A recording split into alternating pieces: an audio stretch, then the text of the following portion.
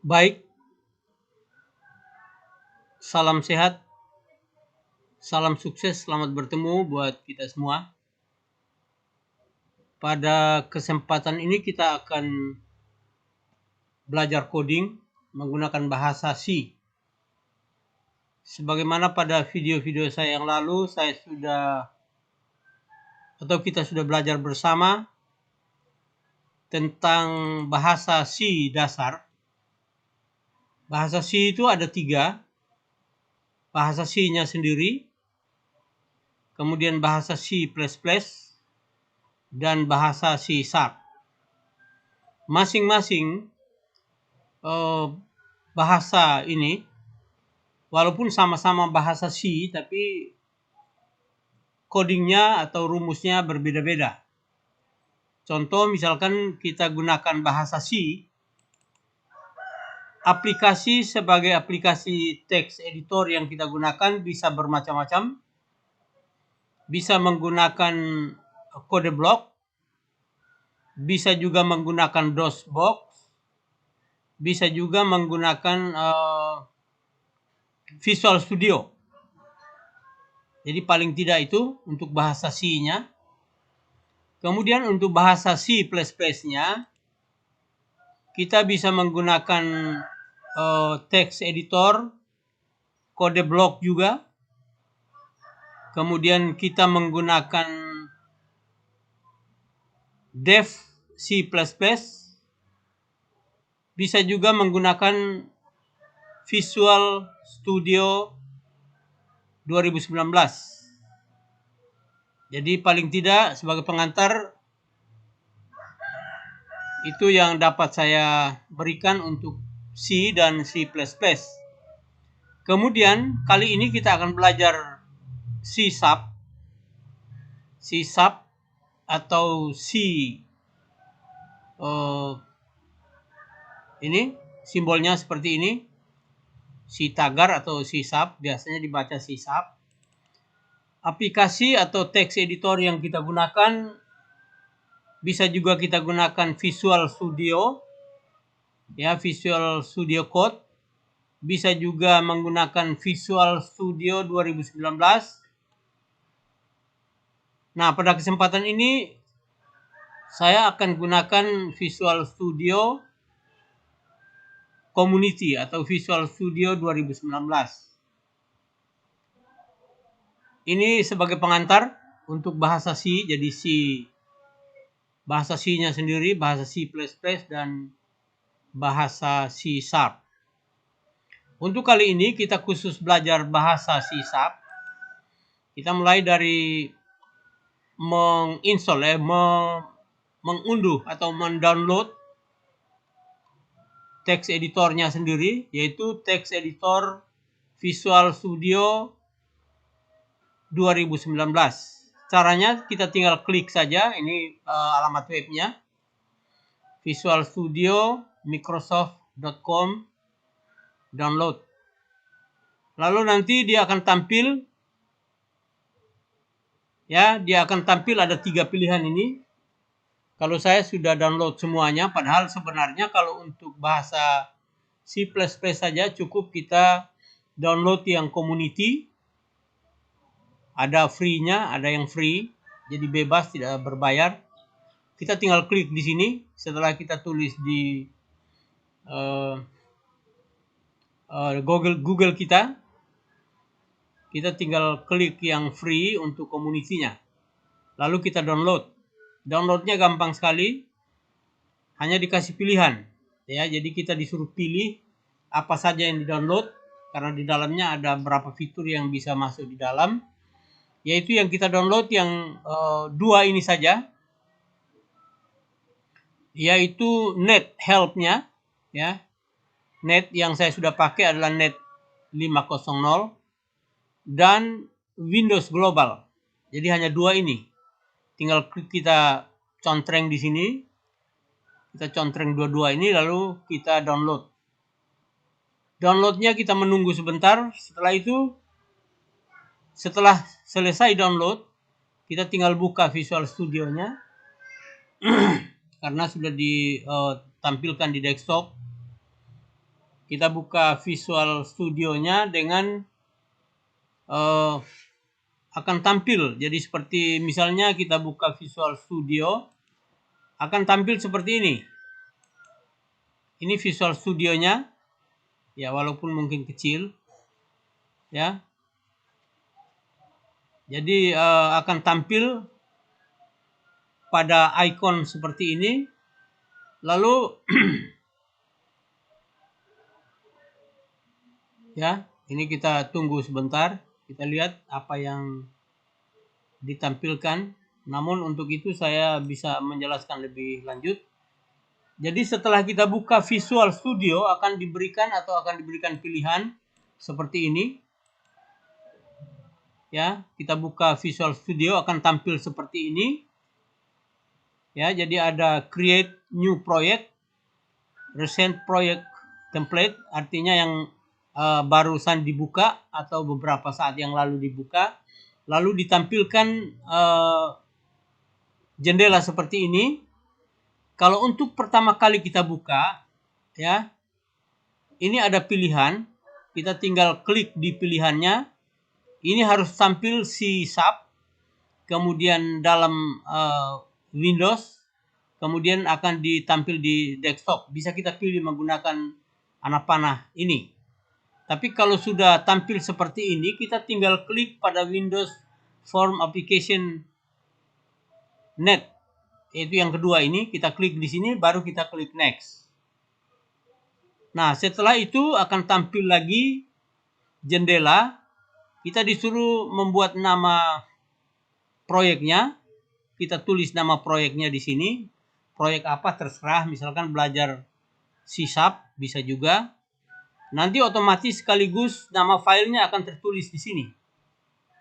Sama dengan nama foldernya. Lalu folder ini akan tampil dalam folder yang sudah ada. Karena saya menggunakan folder drive E dengan folder KBM. Kemudian KAP 22 belajar C#. Maka ini akan dipakai lagi untuk folder ini. Bisa juga kita pilih, misalkan kita pilih cari yang lain, kita tinggal klik ini lalu kita pilih.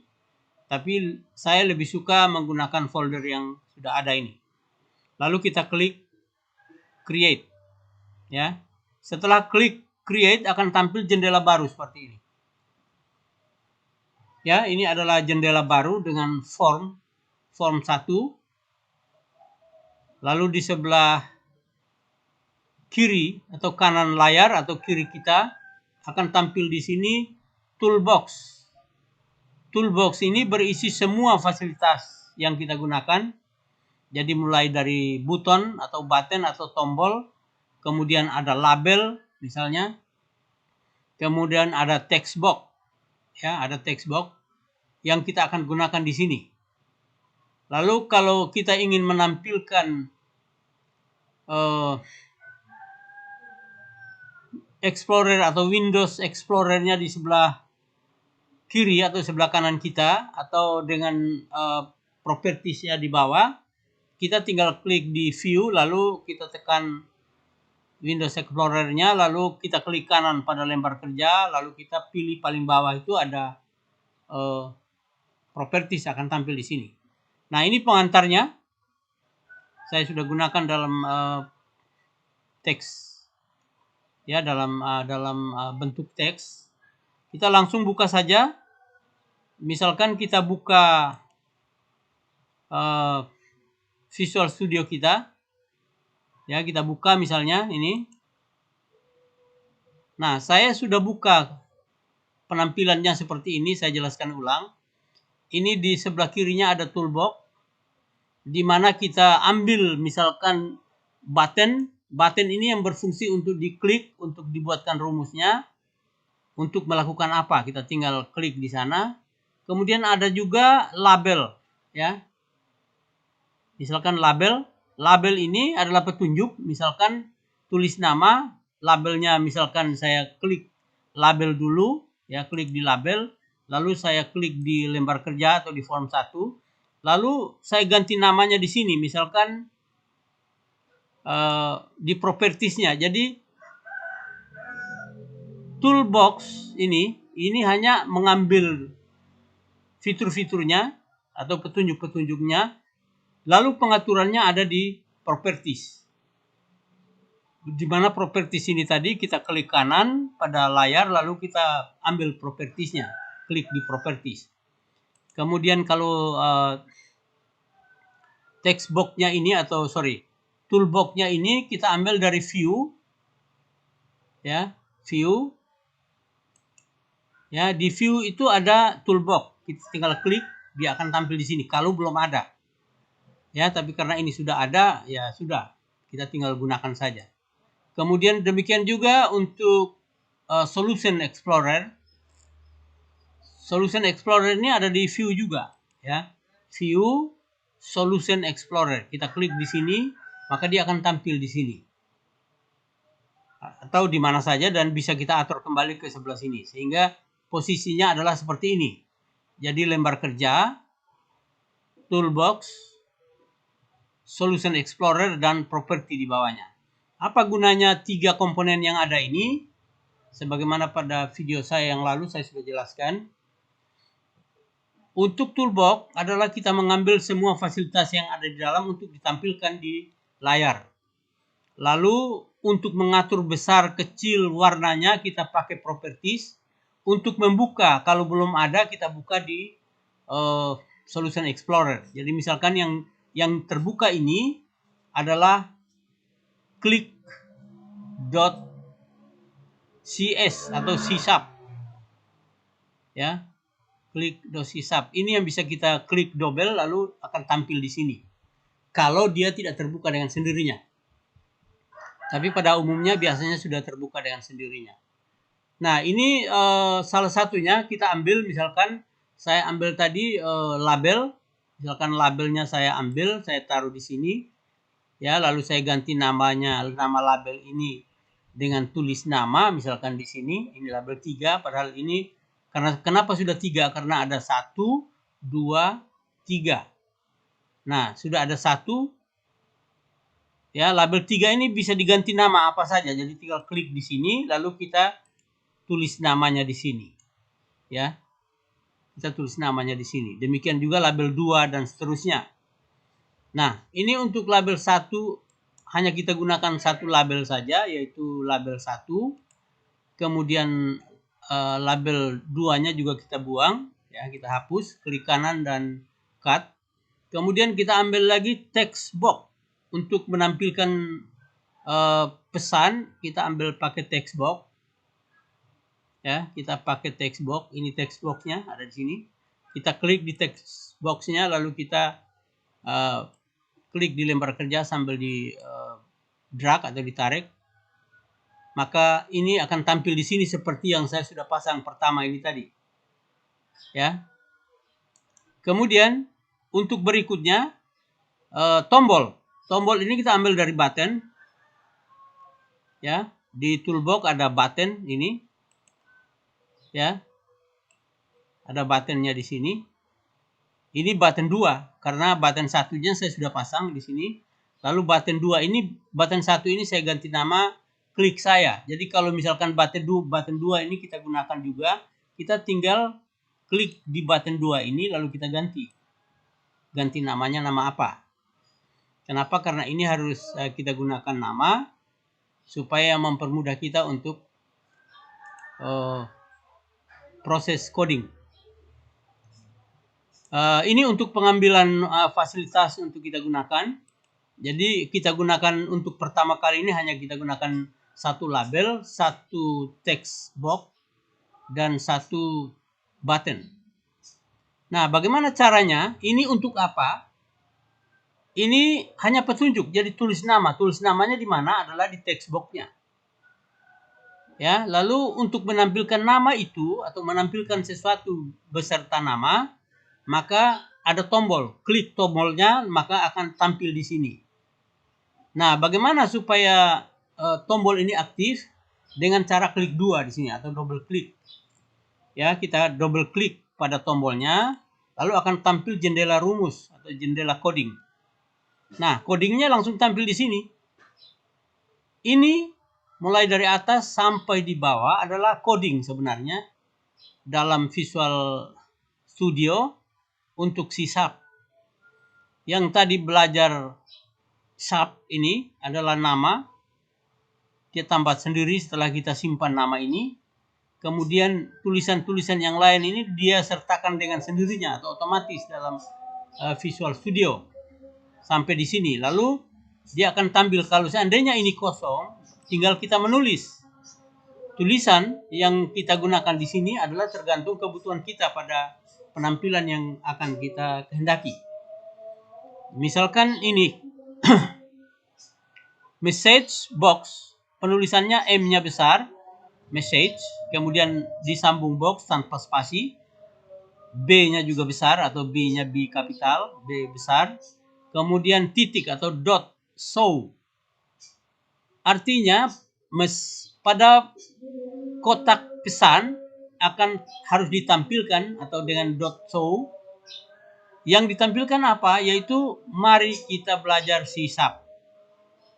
Ya, mari kita belajar C#. Ditambahkan apa yang kita tulis dalam text box 1. Ya. Apa yang kita tuliskan dalam text box 1. Jadi saya ulangi, message box, cara tulisnya seperti itu, dot show, buka kurung, buka kutip double, mari kita belajar C#, tutup kutip double, lalu place this titik text box 1 atau text box 1 dot text. Teksnya T-nya T besar, boxnya box besar, yang lainnya kecil. Lalu diakhiri dengan titik koma. Titik koma itu adalah tanda akhir kalimat dalam bahasa C#. Nah, hanya satu ini perintah yang kita tulis. Kenapa? Karena memang kita hanya butuh satu. Sekali lagi ini coba diperhatikan, dihafal. Untuk sementara hafal saja dulu. Karena tidak mungkin saya jelaskan lebih detail dari ini. Dengan maksud kita sambil belajar akan kita pahami sendiri. Nah, ini apa yang akan tampil nanti kita lihat pada waktu kita run. Kita kembali dulu ke lembar kerjanya. Ini lembar kerja kita. Jadi kita hanya menulis sesuatu di layar sini, lalu tulisan ini akan ditambahkan dengan hasil ketik dari sini. Lalu dia eksekusi. Nah, setelah kita buat seperti ini, kita simpan dulu. Ya, bisa kita gunakan icon ini atau bisa juga file save. Ya, sebagaimana aplikasi yang lain. Lalu kita run atau eksekusi menggunakan tombol play start ini. Sudah tampil di atas. Ini untuk Visual Studio ini penampilannya seperti itu. Tinggal kita klik saja di sini. Ya, kita klik di sini, kita tunggu apa hasilnya. Ya, kita tunggu sebentar. Jadi paling tidak kita belajar Visual Studio dan belajar sekaligus C#-nya atau coding atau rumus dari C#. Jadi apa yang harus kita pelajari seperti itu. Ini penampilannya. Ya, ini penampilannya. Lalu penampilan awalnya ini. Ya, lalu kita tulis di sini misalkan bos misalnya. Kita tulis bos. Oh ya, bisa, terserah. Bosnya tulisnya seperti itu. Lalu kita klik di sini. Maka mari kita belajar C# bos sesuai tulisan kita. Ya, jadi dia tampilkan apa yang tadi tertulis di dalam rumus ditambah dengan tulisan yang kita buat sendiri di dalam text box 1 ini. Ini text box 1. Maka akan tampil seperti ini. Jadi penampilannya seperti itu saja. Kalau codingnya seperti yang tadi.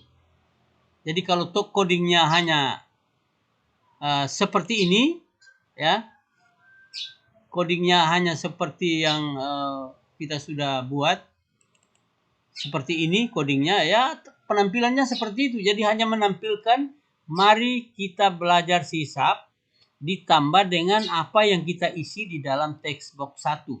Jadi text box 1.text yang tadi. Itulah pengantar atau sebagai awal dari C#. Nanti pada video saya yang berikut saya akan coba membuat aplikasi kalkulator bagaimana cara menjalankan dan bagaimana codingnya, bagaimana penampilannya.